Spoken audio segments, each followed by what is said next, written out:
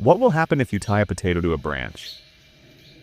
At first glance, it might sound unusual, just a simple potato hanging from a tree. But nature hides its deepest secrets in the simplest things.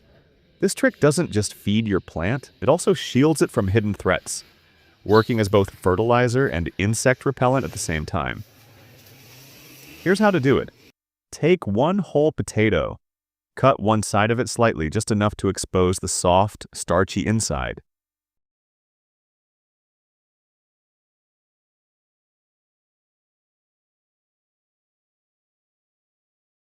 Now take 1 liter of clean water and add 1 spoon of turmeric powder. Stir it well until the water turns golden. Place the cut potato into this turmeric solution and let it soak for 1 full hour.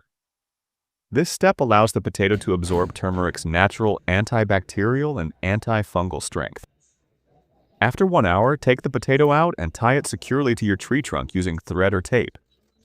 As the potato slowly breaks down, it releases essential starches and nutrients into the tree's bark, nourishing it naturally.